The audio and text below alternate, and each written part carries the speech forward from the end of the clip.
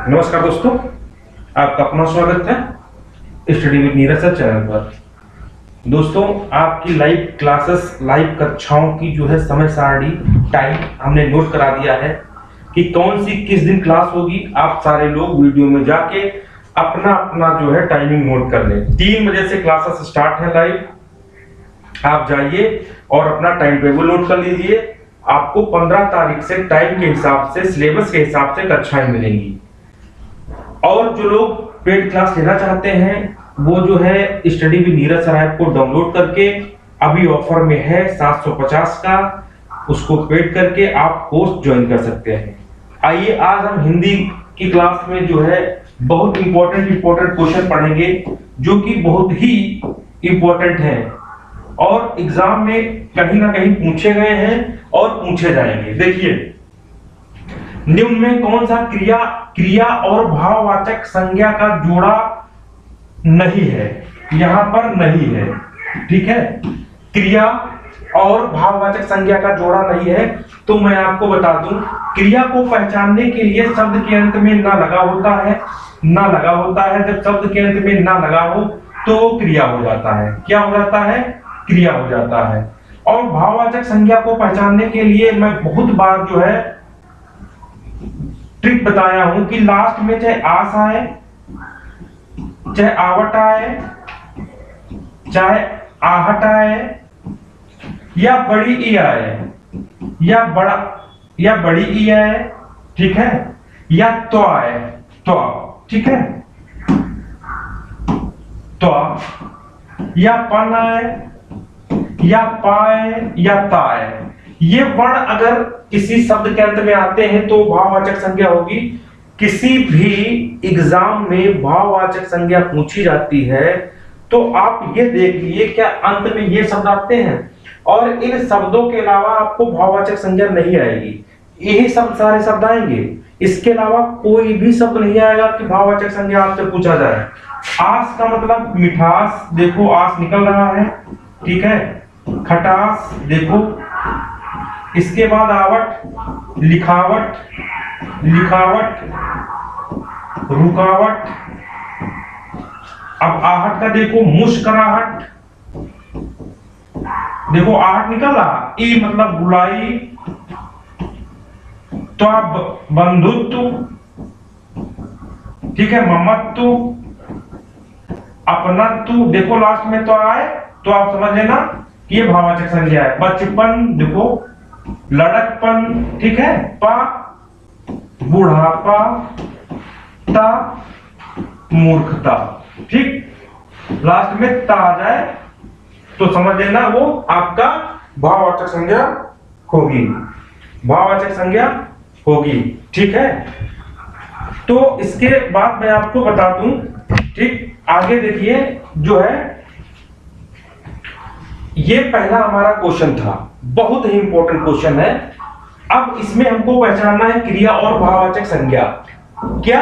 क्रिया और भाववाचक संज्ञा। तो देखो ना किस में लगा है, आप खुद देख लीजिए। देखिए ना है, हमने क्या बताया। अब देखो ना तो मतलब ये क्रिया, ना तो क्रिया, ना तो क्रिया, ठीक। अब घबराहट मतलब आहट निकल रहा है। आप बिल्कुल ट्रिक से पहचानिए, आप ट्रिक से हिंदी की धज्जियां उड़ाएंगे और मैं ट्रिक से हिंदी की धज्जियां उड़वा भी दूंगा। सजावट मतलब आवट। अब देखिए चढ़ाई मतलब बड़ी ई। अब देखिए यहां पर लिखा है बहाव और ये है बहाव, ठीक। तो अब हमने कहा था कि अगर ना होता तब यहां पर क्रिया होती, तो इसका जोड़ा जो है ये गलत है, ये कोई मेल नहीं खाता है, ठीक है। बाकी आपका क्रिया और भाववाचक का जो है जोड़ा ये है। ये आप स्क्रीनशॉट खींच लीजिए। चलिए आगे बढ़ते हैं मेरे मित्रों। आइए देखिए दूसरा क्वेश्चन क्या है। निम्न में कौन सा जातवाचक संज्ञा का उदाहरण है? संज्ञा होती है 5 प्रकार। मूल रूप से संज्ञा होती है 2, संज्ञा के प्रकार होते हैं 5, ठीक। अब देखिए निम्न में कौन सी जातवाचक संज्ञा जो है। अब देखिए इसमें एक चीज मैं आपको बता दूं कि ज्वालामुखी, हिमालय, दासत्व और लोहा, लोहा है, लोहा, अगर आपके यहाँ कोई कबाड़ी वाला आता होगा या कहीं और जगह लेने जाते होंगे लोहा खिड़की के लिए या सरिया के लिए, तो आप कहते होंगे कितने रुपया किलो है लोहा। तो जहां पर किसी पदार्थ को नापा या तौला जा सके, नापा या तौला जा सके, तो उसे क्या कहेंगे? उसे हम कहेंगे पदार्थवाचक संज्ञा या भाववाचक संज्ञा। भाई लोहे के अलावा पदार्थवाचक को हम पदार्थवाचक को हम द्रव्यवाचक संज्ञा बोलते हैं ना, पदार्थवाचक संज्ञा कहो चाहे द्रव्यवाचक संज्ञा कहो। तो लोहा, यहाँ पर हम पानी कह सकते हैं, यहाँ पर जो है हम तेल कह सकते हैं, यहाँ पर जो है हम दही कह सकते हैं, यहाँ पे कपड़ा कह सकते हैं, क्योंकि इसको भी नापा तो जाता है। जो नापा या तौला जा सके वो पदार्थवाचक या द्रव्यवाचक संज्ञा होता है। अब जो देखो इसमें क्या होता है, दासत्व, अभी हमने कहा त्वा है तो क्या होगा? भाववाचक संज्ञा होगा। ठीक, आगे बढ़ते हैं। अब हिमालय, अब देखिए अगर हम बात करें पर्वत, तो पर्वत एक जाति है, तो ये तो जातवाचक पर्वत एक है, क्या कहते हैं? जात। इसमें कौन सा, एक सेकेंड इसको सही से देख लो, ये कौन सा जातवाचक संज्ञा का उदाहरण है। ठीक है, अब हिमालय, अगर यहां पर पर्वत होता तो जातवाचक होता, लेकिन हिमालय है तो हिमालय व्यक्तिवाचक हो जाएगा। ठीक है, अब देखो ये है ज्वालामुखी, ध्यान से सुनना, पते की बात आई है। जब प्राकृतिक आपदाएं आती हैं, प्राकृतिक आपदाएं जो होती हैं, प्राकृतिक आपदाएं, जो भी प्राकृतिक आपदाएं होती हैं वो जातवाचक संज्ञा में जाती हैं। जैसे हमने कहा ज्वालामुखी, ठीक है, हमने कहा वर्षा, हमने कहा तूफान, हमने कहा बिजली। जो भी प्राकृतिक आपदाएं होंगी वो भाववाचक संज्ञा में जाएंगी, ध्यान रखना, वेरी मोस्ट इंपोर्टेंट है। ठीक, इसको इसके साथ खींच लीजिए, हिंदी को मैं बिल्कुल सरल बना दूंगा। आइए आगे बढ़ते हैं। देखिए, मेरी बहन स्कूल जा रही है, इसमें कौन सा कारक है?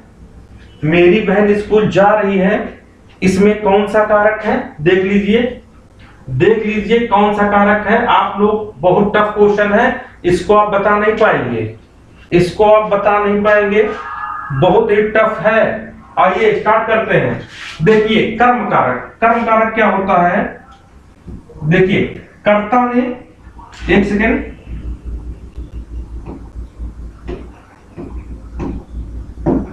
देखिए कर्म कारक क्या होगा? कर्ता ने कर्म को, जहां पर को आ जाए, को विभक्ति, वहां पर कर्म कारक होगा। जैसे हमने कहा राम ने रावण को मारा, को आ गया तो कर्म कारक। अब जैसे हम संप्रदान के लिए, जहां पर के लिए आ जाए, ठीक, के लिए मतलब जब कोई वस्तु किसी को दी जाती है, किसी के लिए खरीदी जाती है, तो वहां पर संप्रदान कारक होता है। जैसे हमने कहा पिता ने पुत्र के लिए बैग खरीदा, जब कोई वस्तु किसी को दी जाती है तो वहां संप्रदान कारक होता है।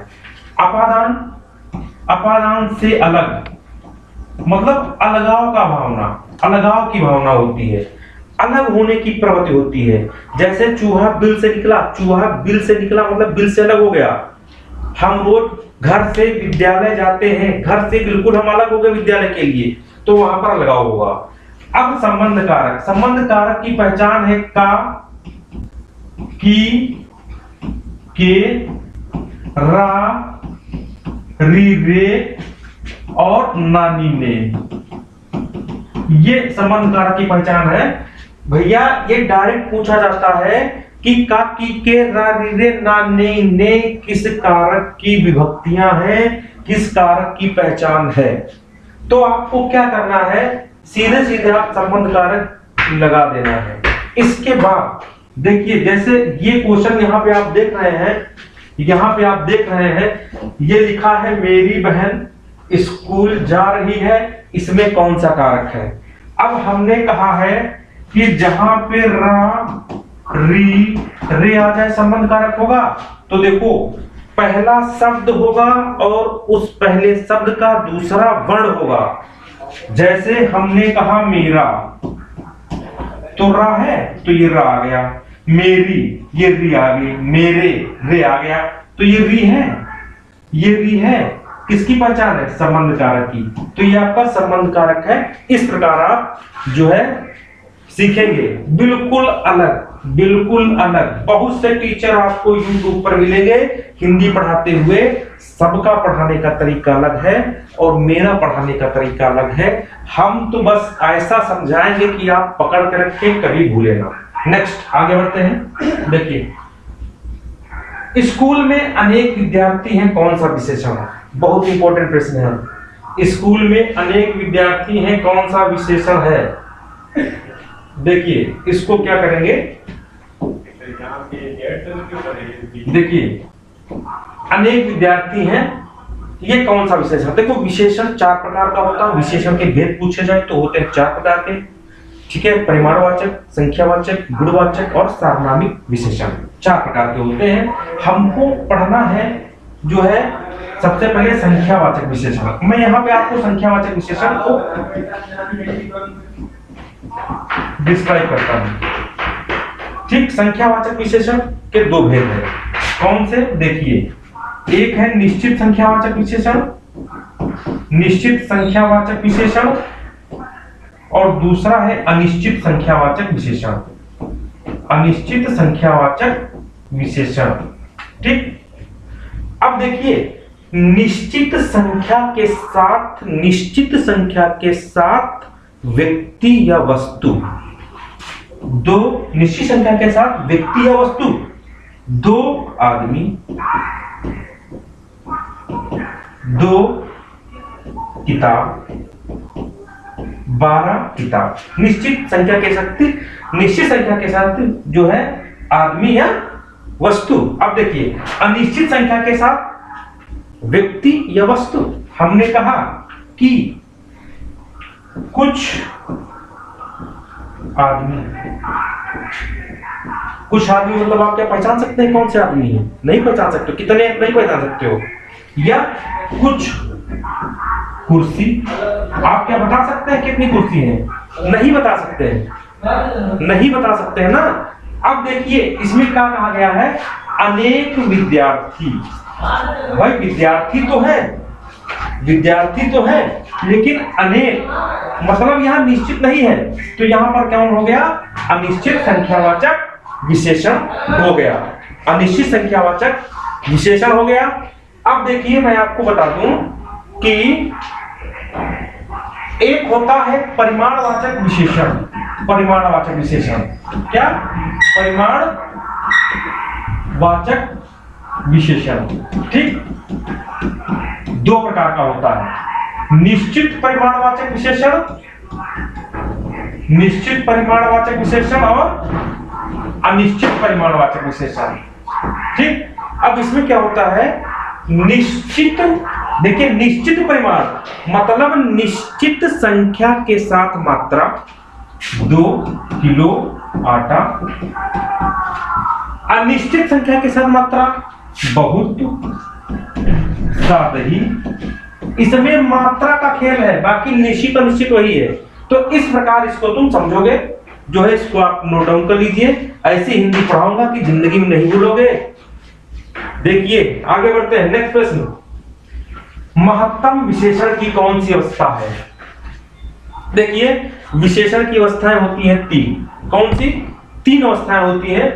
एक होती है मूलावस्था, ठीक है, एक होती है उत्तरावस्था और एक होती है उत्तमावस्था। उत्तमावस्था, ठीक। अब इसको पहचानने के भी बहुत सारे तरीके हैं। मूलावस्था, मूलावस्था एक सिंपल विशेषण का शब्द होता है। जैसे हमने कहा सुंदर, अब इस सुंदर में तर लग जाए, सुंदर तर, ठीक है। इस सुंदर में तर लग जाए तो वो हो जाएगा सुंदर तर, और इस सुंदर में तम अगर लगा दें, सुंदर तो ये हो जाएगा आपका उत्तरावस्था। पहचानने के बहुत नियम है, पहचानने के बहुत नियम है, ठीक है। और ये जो है नियम जो है बहुत ही कम ऐसे लोगों को पता है कि जो है आपका कल्याण हो। मैं आपको बता दूं, ठीक है। तो आइए आगे बढ़ते हैं। ये 3 अवस्थाएं हमने कहा, मूलावस्था, उत्तरावस्था, उत्तमावस्था, सुंदर, सुंदरतर, सुंदरतम। तो यहाँ पर पूछी गई है महत्तम, जिसमें तम लगा हो, तो तम किसमें लगा है? इसमें लगा है, तो उत्तमावस्था हो गई ये वाला, ये राइट आंसर हो गया आपका। चलिए आगे बढ़ते हैं। नेक्स्ट क्वेश्चन देखिए, शब्दों को मुक्त कितने मुख्य, यहाँ पर मुख्य है, यहाँ पर मुख्य है, ठीक है। शब्दों को मुख्य कितने भागों में बांटा गया है?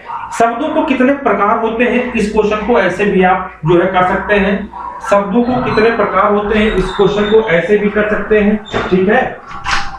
और शब्दों के प्रकार देख लीजिए कितने होते हैं। शब्दों के प्रकार, शब्दों को कितने भागों में बांटा गया है?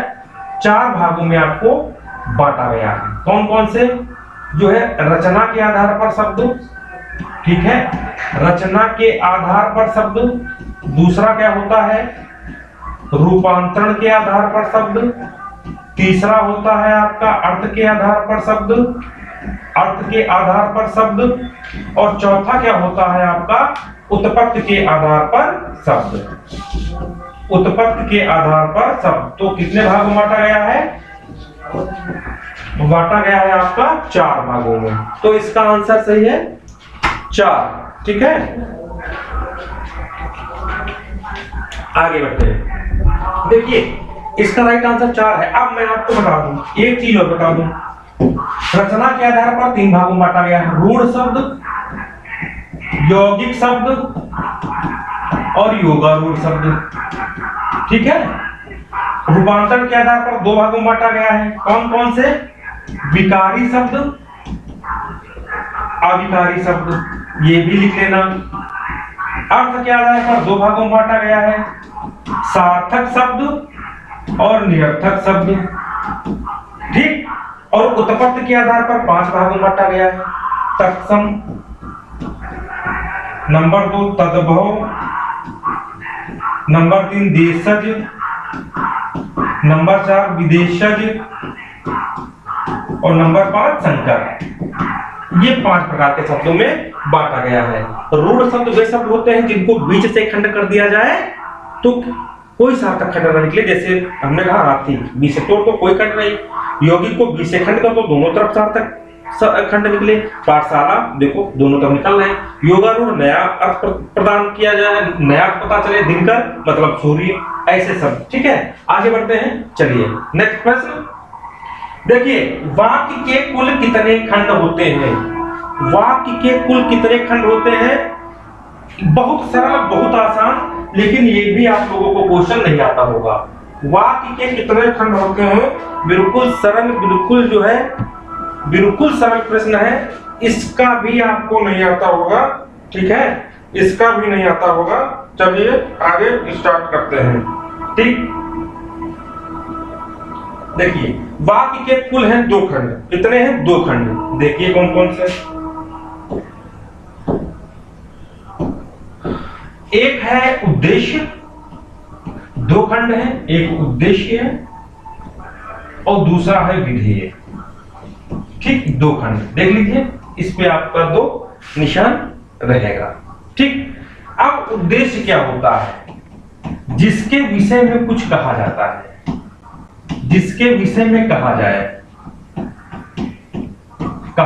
मतलब जैसे हमने कहा राम खाना खाता है, ठीक। तो खाना खाता है कौन? राम। तो राम उद्देश्य हो गया और ये खाना खाता ही आपका हो गया विधेय, ठीक।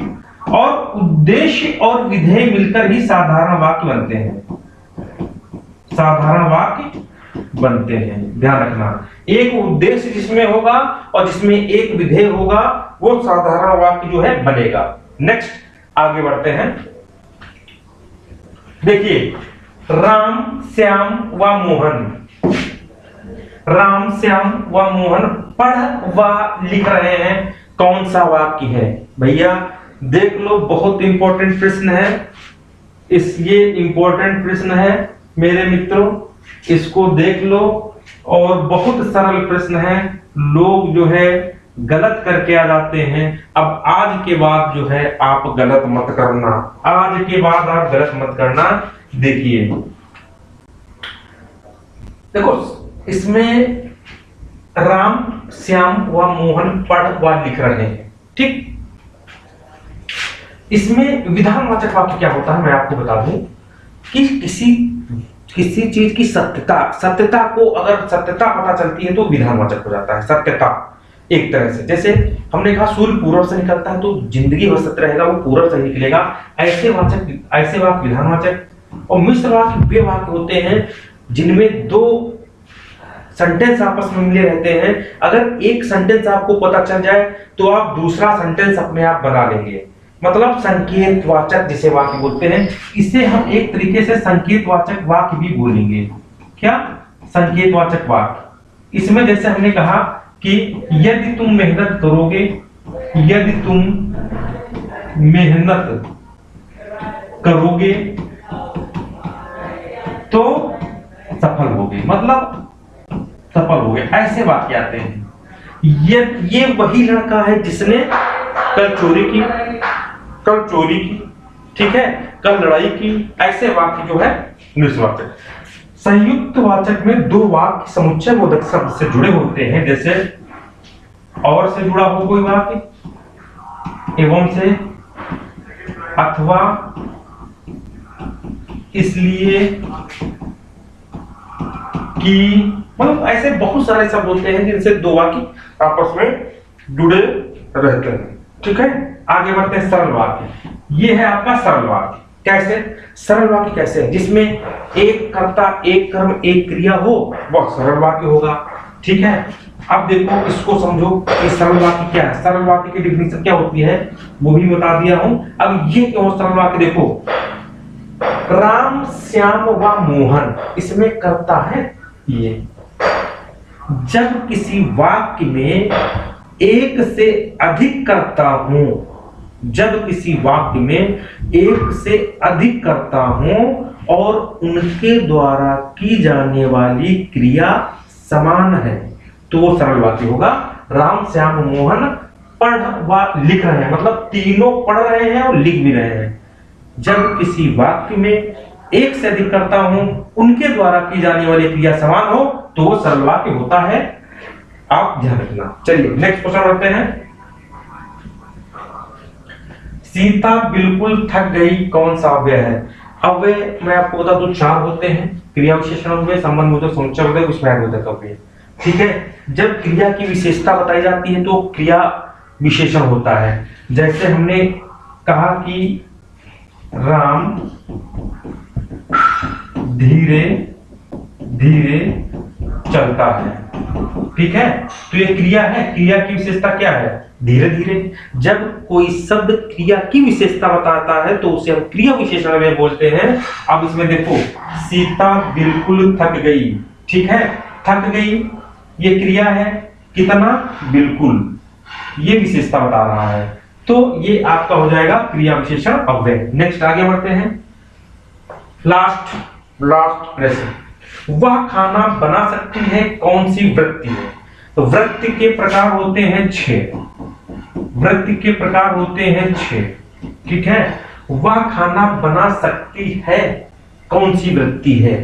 अब आज्ञार्थक वृत्ति में क्या होता है? आज्ञा का भाव निकलता है, आज्ञा का, ठीक। जैसे तुम चुप बैठो, तुम चुप बैठो, मैं आज्ञा दे रहा हूं, ठीक है। निश्चयार्थक वृत्ति मतलब निश्चितता का बोध होता है। जैसे मैं कहूंगा मैं कल आगरा जाऊंगा, निश्चित है, मैं कल आगरा जाऊंगा, ठीक है, ये निश्चित है, ध्यान रखना। जैसे संकेतात्मक वृत्ति, अभी जो मिश्रवाचक वाक्य बताए थे, यदि तुम परिश्रम करते तो सफल हो जाते, वो सब इसमें आएंगे। बाध्यता सूचक में किसी चीज को लेकर के बाध्यता का दर्शन हो। जैसे आप ऑफिस जाते हैं तो ऑफिस का समय है 10, तो आपको 10 बजे पहुंचना ही है, ये बाध्य है, जिसके बाद नहीं काम चलेगा। तो ऐसे वाक्य जो है बाध्यता सूचक में आते हैं, जैसे हमें कल ऑफिस 10 बजे पहुंचना है। और तो ये चारों इसमें नहीं है। एक होता है इसमें सामर्थ्य सूचक, सामर्थ्य सूचक वृत्ति, ठीक है, सूचक वृत्ति, ये आपका है सामर्थ्य सूचक वृत्ति।